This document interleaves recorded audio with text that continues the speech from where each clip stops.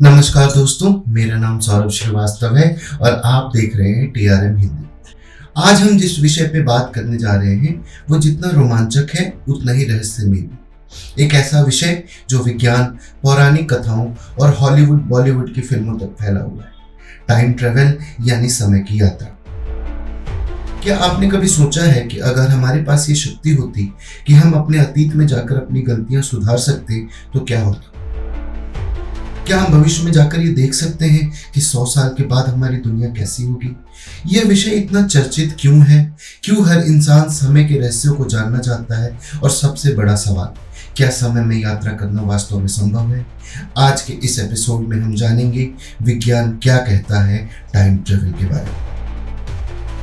अगर हमें time travel के रहस्यों को समझना है तो हमें सबसे पहले एल्बर्ट आइंस्टाइन की थ्योरी ऑफ रिलेटिविटी को समझना होगा। थ्योरी ऑफ रिलेटिविटी यानी सापेक्षता का सिद्धांत। यह सिद्धांत सिर्फ विज्ञान तक सीमित नहीं है, बल्कि इससे हमारे समय और स्थान यानी टाइम एंड स्पेस को देखने की पूरी अवधारणा बदल जाती है। जब भी हम टाइम ट्रेवल की बात करते हैं तो यह सिद्धांत हमारे अतीत, वर्तमान और भविष्य में यात्रा करने की संभावनाओं को समझने में मदद करता है। इस सिद्धांत को समझने के लिए हमें कुछ पहलुओं पर विचार करना पड़ेगा। आसान भाषा में सापेक्षता यानी रिलेटिविटी का अर्थ है कि समय, गति और गुरुत्वाकर्षण स्थिर नहीं है या एब्सोल्यूट नहीं है। ये इस बात पर निर्भर करता है कि कोई व्यक्ति किस स्थान पर है और कैसे गति कर रहा है। उदाहरण के लिए, अगर आप किसी तेज चलती ट्रेन में बैठे हैं और ट्रेन में एक गेंद हवा में उछालते हैं तो वह सीधे आपके हाथ में ऊपर से नीचे गिरती हुई दिखाई देगी। लेकिन अगर कोई व्यक्ति प्लेटफॉर्म पर खड़ा होकर उस गेंद को देखेगा तो उसे वही गेंद आर्क बनाते हुए आगे की ओर गिरती हुई दिखाई देगी। इसका मतलब यह हुआ कि वस्तुएं हमें उनकी स्थिति के आधार पर अलग अलग तरीके से दिखाई देती हैं। यही सिद्धांत समय और गति पर भी लागू होता है, जिसे आइंस्टीन ने अपनी सापेक्षता की थ्योरी यानी थ्योरी ऑफ रिलेटिविटी में प्रस्तुत किया। 1905 में एल्बर्ट आइंस्टाइन ने विशेष सापेक्षता यानी स्पेशल रिलेटिविटी का सिद्धांत दिया था, जिसने विज्ञान को पूरी तरह से बदल दिया। इस सिद्धांत के दो मुख्य नियम। पहला, सभी भौतिक नियम यानी लॉज ऑफ फिजिक्स सभी स्थिर और समान गति से चलने वाले वस्तुओं के लिए समान होते हैं।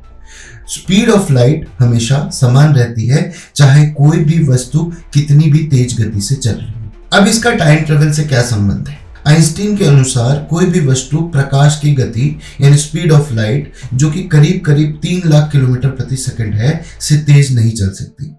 लेकिन अगर कोई वस्तु इसकी गति के करीब पहुंच जाती है तो उसके लिए समय धीमा हो जाता है। इसे एक उदाहरण से समझते हैं।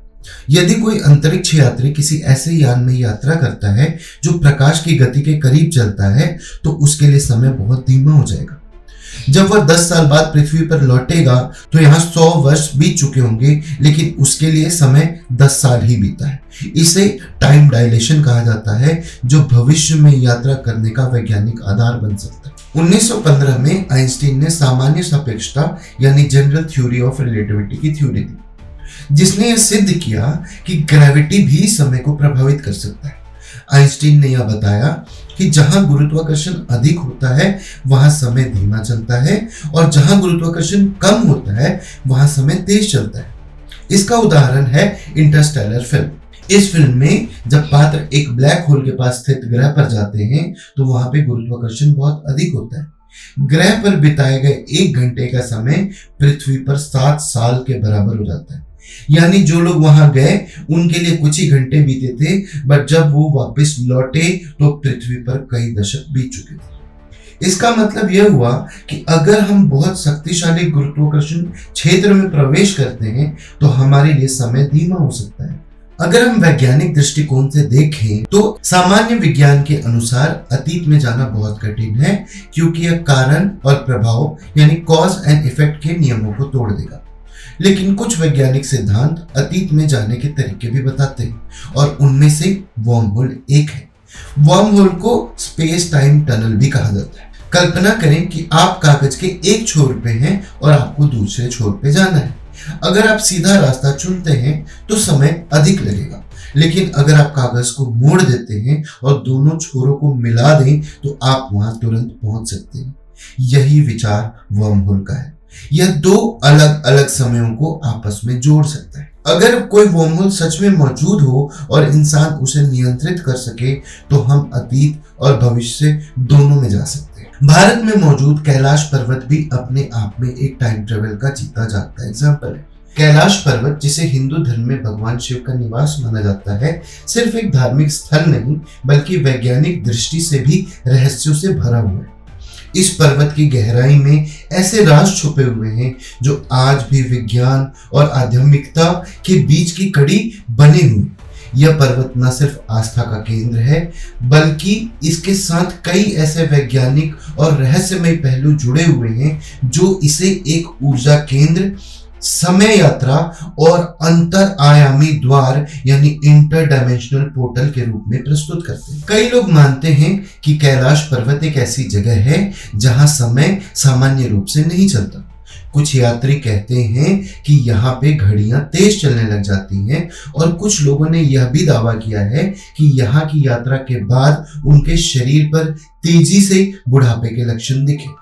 वैज्ञानिक दृष्टिकोण से देखा जाए तो कैलाश पर्वत एक ऐसी जगह पर स्थित है जो पृथ्वी की ऊर्जा संतुलन रेखा यानी अर्थ एनर्जी ग्रिड की मौजूदगी बताता है।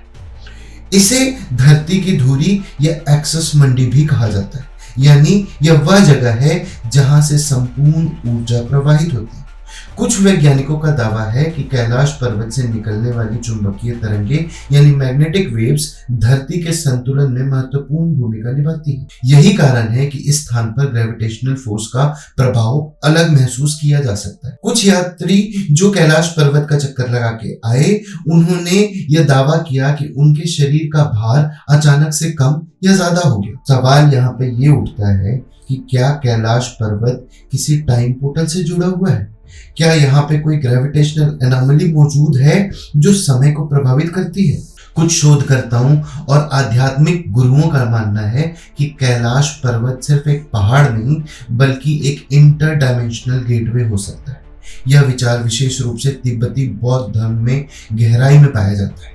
तिब्बती लामाओं का मानना है कि कैलाश पर्वत के शीर्ष पर एक ऐसी दुनिया मौजूद है जिसे हम अपनी सामान्य आंखों से नहीं देख सकते। कुछ संतों और योगियों ने ध्यान के दौरान इस स्थान पर अदृश्य शक्तियों को अनुभव किया। कुछ यात्री दावा करते हैं कि उन्होंने कैलाश के आसपास अजीब सी रोशनी और धुंधली आकृतियों को देखा है। इन घटनाओं को देखने के बाद कुछ वैज्ञानिकों ने यह अनुमान लगाया कि कैलाश पर्वत स्पेस टाइम डिस्टॉर्शन की एक जगह हो सकती है। टाइम ट्रेवल सिर्फ विज्ञान और फिल्मों तक ही सीमित नहीं है बल्कि दुनिया में कई ऐसे रहस्यमय घटनाएं दर्ज की गई हैं जिन्हें देखकर लगता है कि टाइम ट्रेवल सच में सच हो सकता है।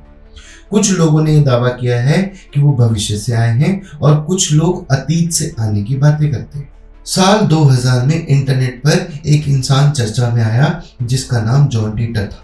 जॉन टीटर ने एक इंटरनेट फोरम पे दावा किया कि वो साल 2036 से आया है। वह एक अमेरिकी सैनिक था जिसे विशेष मिशन पे 1975 में भेजा गया था। उसका उद्देश्य IBM 5100 कंप्यूटर प्राप्त करना था जो भविष्य में बहुत ही महत्वपूर्ण होगा। जॉन टीटर ने कहा कि IBM 51 में ऐसे हिडन फंक्शंस हैं जिनकी भविष्य में जरूरत होगी। सबसे हैरान कर देने वाली बात यह थी कि IBM कंपनी के इंजीनियरों ने यह दावा स्वीकार किया कि IBM में कुछ ऐसे फंक्शंस हैं जिन्हें अभी तक दुनिया के सामने रिवील नहीं किया गया।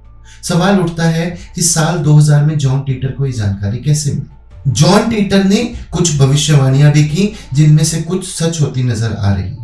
जॉन टीटर ने यह भविष्यवाणी की कि 2015 में अमेरिका में गृह युद्ध होगा जिसमें सरकार और नागरिकों के बीच में टकराव होगा। उसने यह भी दावा किया कि 2036 तक दुनिया पूरी तरह बदल चुकी होगी। कुछ लोग मानते हैं कि उसकी भविष्यवाणियां सच हो सकती हैं क्योंकि दुनिया में राजनीतिक अस्थिरता और आर्टिफिशियल इंटेलिजेंस का प्रभाव बढ़ता जा रहा है जिससे साइबर क्राइम और साइबर वॉर की घटनाएं तेज हो गई।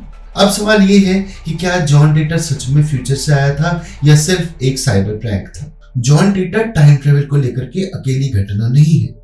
1950 में न्यूयॉर्क की एक व्यस्त सड़क पे अचानक एक अजीब सी घटना घटी। एक व्यक्ति जो 19वीं सदी के कपड़े पहना हुआ था वह न्यूयॉर्क की उस सड़क पे घूमता हुआ नजर आया और वो बहुत घबराया हुआ था। वह ऐसे देख रहा था जैसे उसे पता ही नहीं है कि वो कहाँ पहुंच गया है। अचानक एक तेज रफ्तार कार ने उसे टक्कर मार दी और वो वहीं मर गया। जब पुलिस ने इन्वेस्टिगेट किया तो पुलिस को उसकी जेब से 1876 के समय के कुछ सिक्के मिले जो अब प्रचलन में नहीं थे।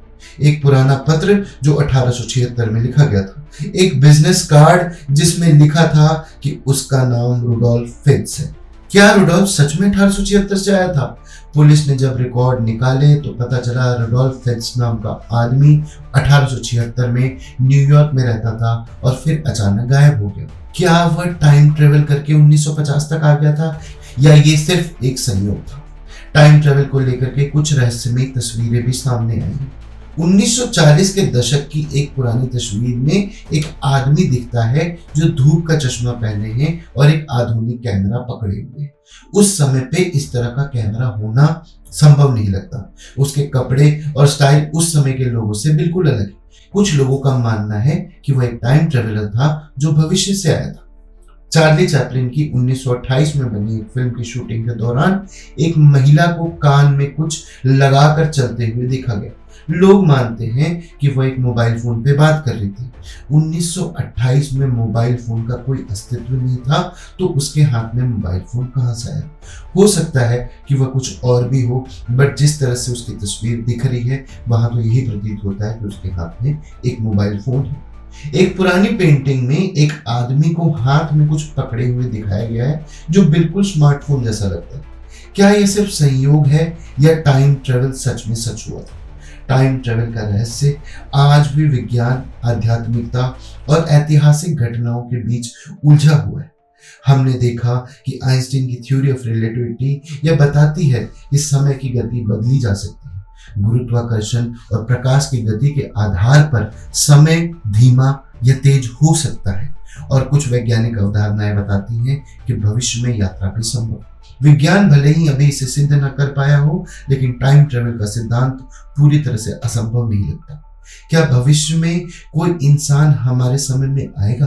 क्या हम किसी दिन अतीत में जाकर अपनी गलतियों को ठीक कर पाएंगे या फिर ये रहस्य हमेशा के लिए अनसुलझा ही रहेगा?